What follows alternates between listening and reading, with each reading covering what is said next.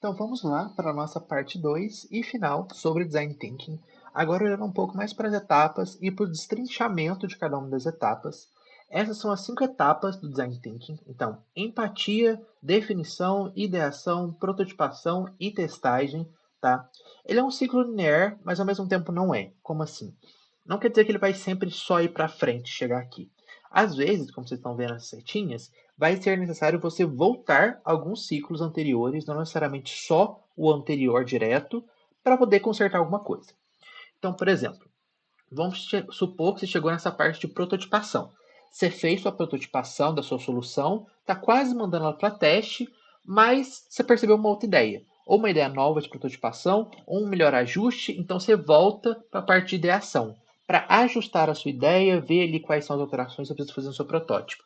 Ou, por exemplo, quando você está no processo de teste, você está testando com o teu usuário a tua solução e você percebe que surgem novas ideias, novas formas de ver esse protótipo, então você volta para a etapa de prototipação, ou também você pode ver que apareceu um novo problema, vamos supor, você tem um problema que você tem uma loja e a galera não está chegando nos produtos mais valiosos que estão no fundo da sua loja.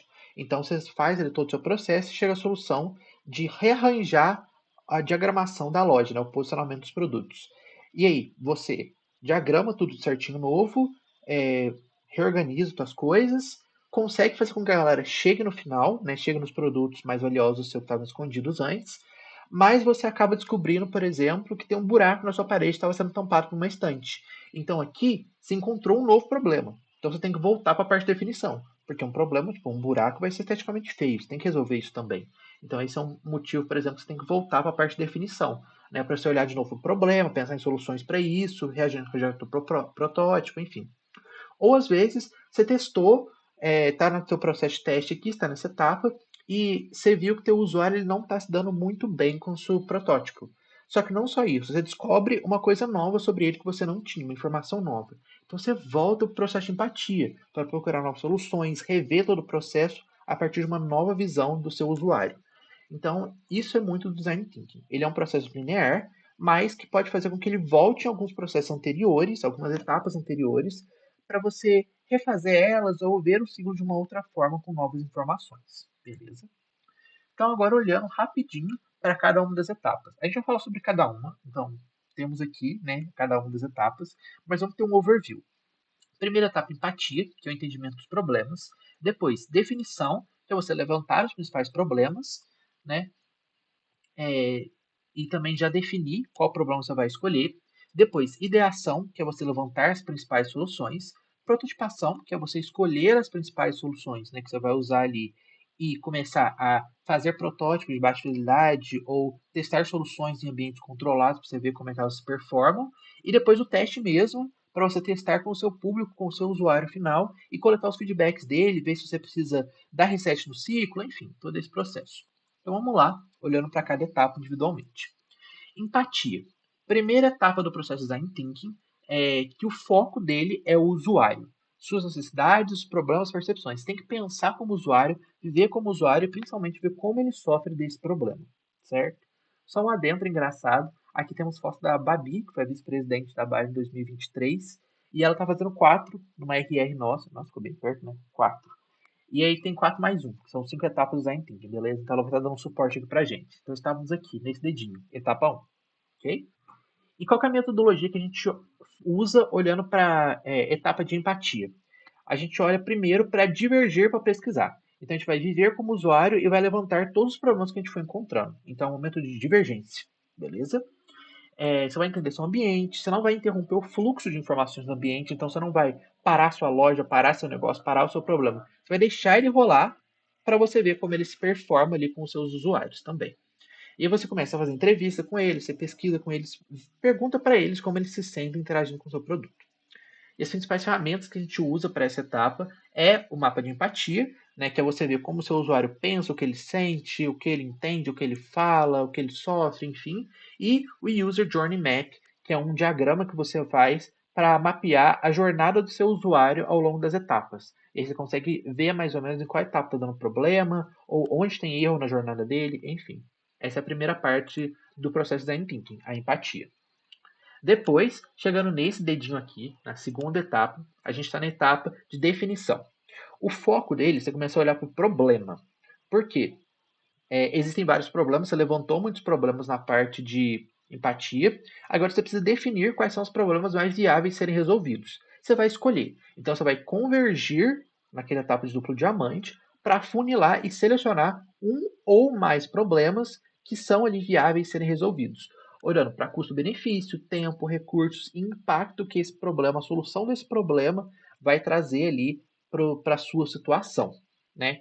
As principais ferramentas que a gente usa nisso são os 5 porquês, para você ir cavando ali, né, indo mais fundo no seu problema. A questão de personas, então você já vai conhecer um pouquinho do seu perfil, né, do seu usuário, e aí você vai mergulhar um pouco mais nas especificações dos hábitos dele, como ele pensa. Análise SWOT, para você fazer uma análise do seu negócio, forças, fraquezas, ambiente externo, ambiente interno, oportunidades, ameaças. E matriz de esforço e impacto. Então você vai ter todos os seus problemas, você coloca em esforço e impacto para ver o que vai ter maior esforço para ser resolvido e qual vai ser o impacto disso. Né? E você consegue ter uma noção ali do que vale a pena ou não ser resolvido. Aí agora, chegando na nossa terceira etapa, nesse terceiro dedinho aqui, a gente está na etapa de ideação. O foco dela já é a solução. Então você vai divergir para levantar ideias. Então você primeiro divergiu para procurar problemas, convergiu para selecionar um problema, agora está divergindo de novo para levantar ideias. Então é um momento de brainstorming, você vai pensar fora da sua caixinha, vai levantar o máximo de ideias que você puder, e as ferramentas normalmente dessa etapa são a matriz CSD ali, ou metodologia Scamper, o brainwriting, que é basicamente você não só jogar sua ideia, mas você estruturar ela num papel silenciosamente antes. 5W2H, que é para você também ter uma noção de como está a sua solução, se ela tem pé, cabeça, se ela tem agente, recursos, tempo, local para se passar, enfim. E o Zenvolt, que é a votação silenciosa que você faz para não ter comentários externos, enfim, né? Você bota o teu grupo e bota uma votação silenciosa para não só levantar as ideias, mas também para já começar o processo de escolha. Depois, a gente entra em prototipação, que é esse quarto dedinho aqui, então a gente está quase chegando no final. E aí, o foco é solução. A gente está olhando para escolher a mais viável e iniciar já a sua visualização de forma mais concreta. Então, a gente quer fazer ela teste em ambientes controlados, a gente quer ver como ela vai performar, quais vão ser os recursos que ela vai gastar. Né? Então, você está convergindo ali, chegando na nossa última etapa, para poder afunilar e selecionar a melhor solução.